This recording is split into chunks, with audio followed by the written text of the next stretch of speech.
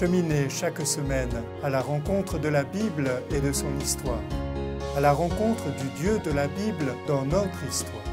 Écoutez les mots du livre, feuilletez les pages du livre et nous émerveillez de ce qu'elles disent. C'est à une rencontre que je vous invite, une rencontre avec la Bible, une découverte pas à pas.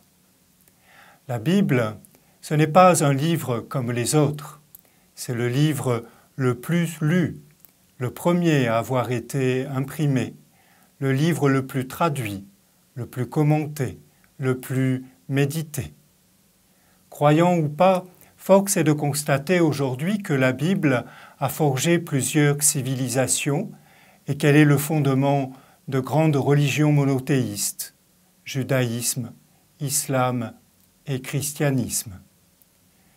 Depuis sa composition, les hommes et les femmes de tous les temps n'ont cessé de scruter ce livre pour y accueillir une sagesse pour leur vie, une lumière pour leur route, une espérance et un sens à leur existence. La Bible éclaire le chemin qui mène à Dieu en révélant son cœur, mais aussi le cœur de l'homme. La Bible, c'est ce livre que les sculpteurs ont souvent représenté avec le Christ en gloire au milieu des 4 animaux sur les tympans des églises ou des cathédrales. Ainsi de la cathédrale de Gap, édifiée entre 1867 et 1904.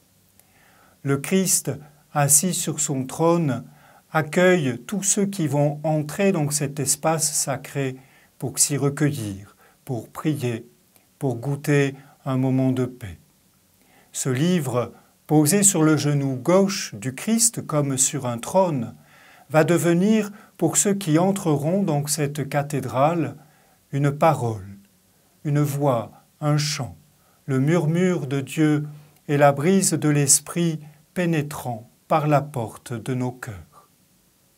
Ce livre est bien plus qu'un livre, c'est une parole qui s'offre à l'homme pour qu'il en vive, qu'il s'en nourrisse, comme on se nourrit du pain. Le prophète Ézéchiel et bien d'autres laissent retentir l'appel à manger le livre, à se pénétrer de son contenu, à bien l'assimiler. Un esprit entra en moi qui me dit « Fils d'homme, fais manger ton ventre et remplis tes entrailles avec ce rouleau que je te donne. » Je le mangeai, et il fut dans ma bouche comme du miel. Chapitre 3 du prophète Ézéchiel.